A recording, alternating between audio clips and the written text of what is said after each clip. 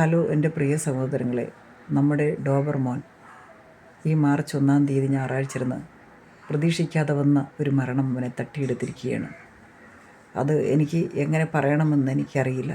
അത്രത്തോളം ഞാൻ സ്നേഹിക്കുന്ന എൻ്റെ പൊന്നുമോനായ ഡോബർ, അവൻ്റെ മരണം എനിക്ക് പറ്റാവുന്നതിലും അപ്പുറമാണ്.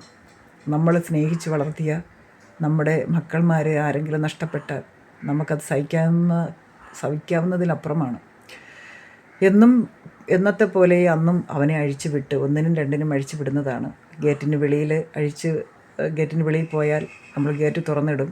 അവൻ 1ഉം 2ഉം ഒക്കെ കഴിഞ്ഞതിന് ശേഷം അവൻ്റെ പ്രായമുള്ള പട്ടികളുമായിട്ട് സല്ലപിച്ചിട്ടൊക്കെയാണ് അവൻ തിരിച്ചു കയറി വരുന്നത്.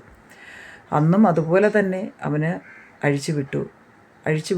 അവൻ പോയിട്ടും കാണാതെയായി. ഒരു 4-5 മണിയായി അവനെ അഴിച്ചു വിട്ടപ്പോൾ. അപ്പോൾ അവനെ കാണാതായപ്പോൾ ഒരു 7-7:30 മണി സമയമായപ്പോൾ നമ്മുടെ മതിലിന് തൊട്ടപ്പുറത്ത് കുറേ പുരയിടമാണ്. ആ പുരയിടത്തിനുള്ളിൽ കുറേ നായ്ക്കളെ കരച്ചിലൊക്കെ കേൾക്കാം. അപ്പോൾ പട്ടികൾ തങ്ങളിൽ അടികൂടുന്ന സൗണ്ടാണ്. പക്ഷെ ആ സമയത്ത് ഞാൻ കുളിക്കുകയായിരുന്നു. അതുകൊണ്ട് എനിക്ക് ഈ പട്ടികൾ അടികൂടുന്നിടത്ത് എനിക്ക് ഓടിയെത്താനോ ഒന്നിനും പറ്റാതെ വന്നുപോയി. വീട്ടിലും മറ്റുള്ളവരുണ്ട്, പക്ഷേ എൻ്റെ മക്കളും അച്ഛനും ഉണ്ട്. അച്ഛനെ കൊണ്ട് പറ്റത്തില്ല. എൻ്റെ മക്കൾ പോയിട്ടും ഇവനെ രക്ഷിക്കാനായില്ല. കാരണം വലിയ ആജാനുബാഹുവായ മറ്റുള്ള പട്ടികളാണ് ഇവനെ ആക്രമിച്ചത്. അവൻ്റെ കഴുത്തിനാണ് പിടിച്ചത്. ആ കഴുത്തിന് പിടിച്ചത് അത് വാക്കല്ലാത്തൊരു പിടിയായി. അതിലാണ് അവന് മരണം സംഭവിച്ചത്. പക്ഷേ എനിക്ക് സകല നിയന്ത്രണങ്ങളും തെറ്റി. ഞാൻ കുളിച്ച് നേരെ തിരിച്ച് വന്നപ്പോൾ ഇവനെ എവിടെയൊക്കെ നോക്കി. കാണാതായപ്പോൾ ഞാൻ മതിലിൻ്റെ വെളിയിലോട്ട് അതായത് ആ പുരയിടത്തിലോട്ട് ഞാൻ നോക്കി.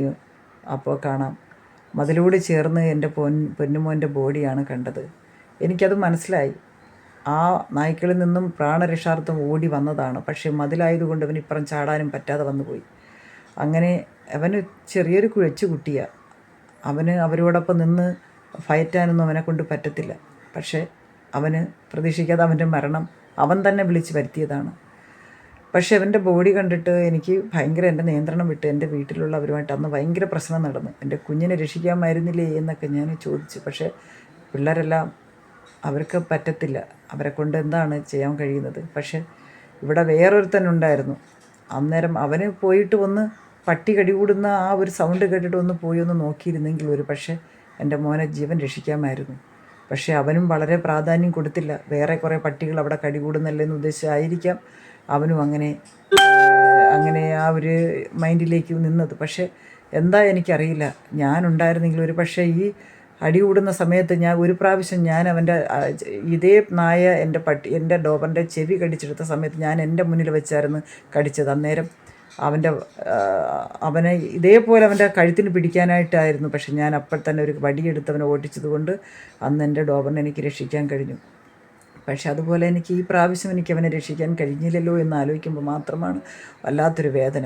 കാരണം എനിക്കറിയില്ല, ഞാൻ ഇവനെ സ്നേഹിച്ചത് ഏകദേശം ഒരു 10 മാസമേ ആയിട്ടുള്ളൂ. കണ്ണുപോലും തുറക്കാത്ത പ്രായത്തിൽ എൻ്റെ ഇളയ ബ്രദറെ കൊണ്ടുവന്ന് വളർത്തി വലുതാക്കിയവനാണ്. അപ്പോൾ അവിടെ നിന്നാണ് ഞാൻ എൻ്റെ ഈ മോനെ എൻ്റെ വീട്ടിലേക്ക് കൊണ്ടുവന്ന് ഒരു 10 മാസം കഴിഞ്ഞു അവനും ഞാനുമായിട്ടുള്ള ബന്ധം. പക്ഷേ 10 മാസത്തിനപ്പുറമാണ് ഈ പൊന്നുമോനും ഞാനുമായിട്ടുള്ള ബന്ധം. കാരണം ഞാൻ അവനെ ഊട്ടുകയും ഉറക്കുന്നതല്ല, പക്ഷേ അവന് എൻ്റെ കൈ കൊണ്ട് വിളമ്പി കൊടുക്കുന്ന ആഹാരമായാലും അവന് ഒരാഴ്ചയിൽ 2-3 പ്രാവശ്യമാണ് ഞാൻ അവനെ കുളിപ്പിക്കുന്നത്. നിങ്ങൾക്ക് അറിയാം, എൻ്റെ ചില വീഡിയോയിലൊക്കെ ഞാൻ എൻ്റെ ഡോബറിനെ കുളിപ്പിക്കുന്നതൊക്കെ നിങ്ങൾക്ക് കാണാൻ കഴിഞ്ഞിട്ടുണ്ട്. അപ്പോൾ അത്രത്തോളം ഞാൻ സ്നേഹിക്കുകയാണ്. പക്ഷേ എൻ്റെ ഈ മോൻ മാത്രമല്ല കേട്ടോ, മിണ്ടാപ്രാണികളായ എല്ലാവരോടും എനിക്ക് സ്നേഹം തന്നെയാണ്. മനുഷ്യൻ്റെ കാര്യത്തിലും നിങ്ങൾക്കറിയാമല്ലോ, ക്രൂരനായ മനുഷ്യരുമുണ്ട്, നല്ലവരുമുണ്ട്. അക്രമികളായ മനുഷ്യന്മാരുമുണ്ട്, നല്ല മനുഷ്യന്മാരുമുണ്ട്. അതുപോലെ തന്നെയാണ് ഈ മിണ്ടാപ്രാണികളുടെ കാര്യത്തിലും. അക്രമിയായ ഒരു നായയുടെ കയ്യിൽ നിന്നാണ് എൻ്റെ പൊന്നുമോനെ ശുദ്ധമായ ആരെപ്പോലും ഉപദ്രവിക്കാത്ത എൻ്റെ പൊന്നുമോൻ മരണപ്പെട്ടത്. അവൻ്റെ വാ കൊണ്ടാണ് എൻ്റെ മോനെ മരണം സംഭവിച്ചത്. അപ്പോൾ മനുഷ്യൻ്റെ കാര്യത്തിലും മൃഗത്തിൻ്റെ കാര്യത്തിലും എല്ലാം ഇതുപോലെ തന്നെയാണ്. പക്ഷേ എനിക്കവനോട് എന്തെന്നില്ലാത്തൊരു സ്നേഹമാണ്. കാരണം നമ്മൾ പ്രസവിച്ച് വലുതാക്കിയ നമ്മുടെ മക്കൾ നമ്മളെ മുന്നിൽ വിരൽ ചൂണ്ടും. പക്ഷേ നായ്ക്കൾ അങ്ങനെയല്ല. അവരൊരിക്കലും യജമാനൻ എത്ര അവരെ അടിച്ചാലും, അവരുടെ കൈ വെട്ടിയാലും കാല് വെട്ടിയാലും ആ വെട്ടിക്കഴിഞ്ഞാലും ശരി തന്നെയാണ്. ആ രക്തത്തിൽ കുളിച്ച് കിടക്കുന്ന ആ ഇഞ്ഞി വാടാ വീണ്ടും യജമാനൻ ഇഞ്ഞി വിളിച്ചാൽ ആ രക്തത്തിൽ കുളിച്ച് കിടക്കുന്ന അവൻ ഇഴഞ്ഞു വരും ആ യജമാൻ്റെ അടുത്ത്. അതാണ് ആ നായെന്ന് പറയുന്നത്. ഞാൻ ഏറ്റവും കൂടുതൽ ഞാൻ ഏറ്റവും കൂടുതൽ സ്നേഹിക്കുന്നത് ഇരുകാലി മൃഗങ്ങളെയാണ്. കാരണം അതിന് കൊടുത്ത നന്ദിയുണ്ട്. അവർ വാലിട്ടടിച്ച് നമ്മളെ കൂടൊപ്പം അവരുടെ ജീവൻ പോകുന്നത് വരെ അവർ നമ്മളോടൊപ്പം ഉണ്ടായിരിക്കും, അത് ഉറപ്പാണ്. പക്ഷേ എനിക്ക് ഇവൻ മരിച്ചു കിടക്കുന്ന ഡെഡ് ബോഡി അത് എനിക്കെടുത്ത് വീഡിയോ ആക്കാനോ എനിക്ക് ഇത് ഫോട്ടോ എടുക്കാനോ ഒന്നും എനിക്ക് കഴിഞ്ഞില്ല. ആ വീഡിയോ എടുത്ത് എനിക്ക് പോസ്റ്റ് ചെയ്ത് എനിക്ക് റീച്ച് കൂട്ടുകയും ചെയ്യേണ്ട കാര്യമില്ല. ഇവൻ്റെ ജീവനോടെയുള്ള ഈ ഒരു ഇത് മതി എനിക്ക്.